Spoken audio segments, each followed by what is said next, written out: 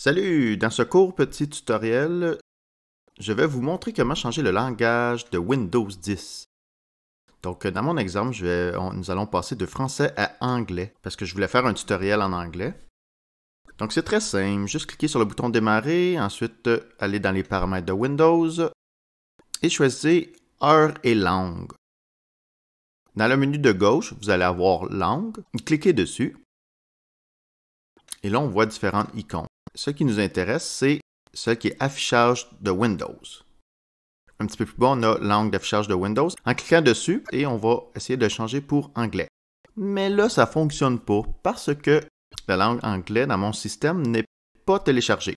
Donc, un petit peu plus bas, on voit, dans Langue par défaut, on voit des langues qui sont installées. Donc, si je mets la souris devant les langues, je vois quelques petits icônes. Puis que je vois en anglais, il y a juste une icône. Donc, il manque quelques options de télécharger pour ce langage-là.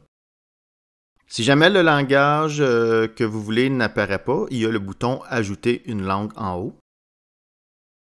Moi, il est déjà existant, donc je vais cliquer dessus la langue que je veux et je vais aller dans les options. Et je peux choisir qu'est-ce que je veux télécharger. Dans mon cas, juste le module linguistique va suffire. Donc, je clique sur « Télécharger ».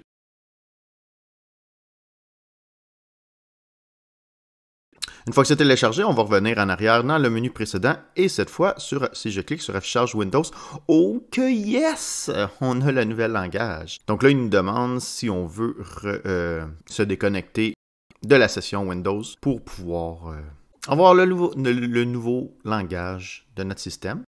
On va faire oui, je me déconnecte maintenant. Donc si vous avez des programmes d'ouvert, juste les sauvegarder et les fermer avant. De faire oui. Donc je rentre mon mot de passe.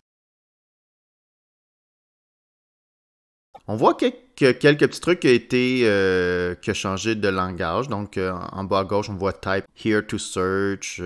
Quand je clique sur Démarrer, on a Recently Add. Donc, ça, c'est en anglais. Mais, ben ouais, il y a toujours un mais. Si je vais dans le setting, je vois que les boutons sont encore en français.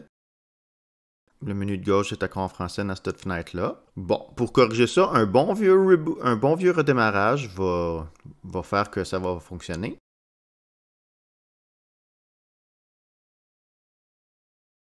On voit aussi ici, préparation de Windows, c'est en français.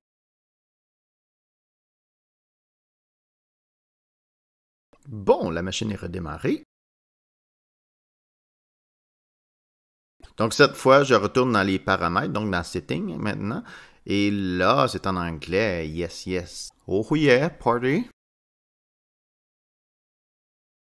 Une autre petite chose qu'on peut modifier, qui peut être pertinent à modifier, c'est le langage des nouveaux utilisateurs qu'on va créer et de la fenêtre de bienvenue.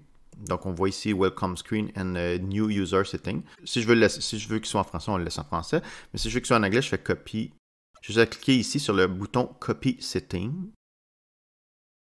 Et là, dans cette fenêtre-là, on a trois sections. On a le Current User, donc les paramètres de mon utilisateur actuel avec celui que je suis connecté. On a le Welcome Screen, qui est la fenêtre de bienvenue. Et plus bas, le New User Account, qui est quand on crée un nouveau user, un nouveau utilisateur, quel langage on veut qu'il ait.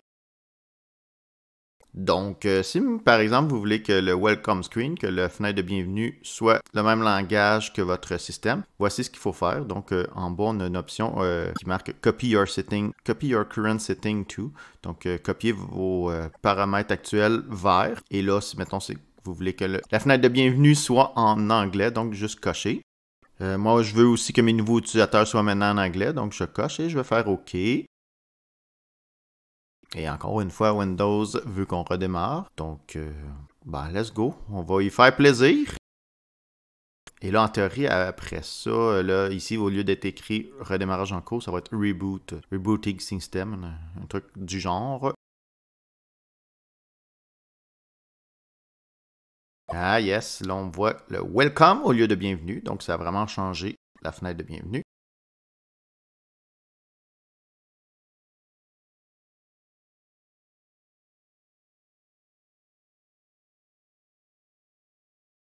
Bon, puis un autre petit paramètre qui peut être pertinent à changer, si on retourne dans Administrative et langage, il y a ici le Language for Non-Unicode Program. C'est comme tantôt, si vous voulez le modifier, vous faites Change, puis là, vous changez la langue pour quelle que vous voulez. Donc, si vous voulez anglais, choisissez anglais. Dans mon cas, c'est Anglais Canada.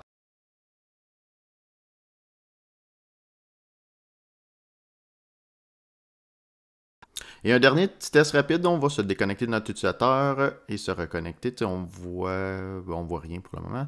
Mais là, je vais me reconnecter.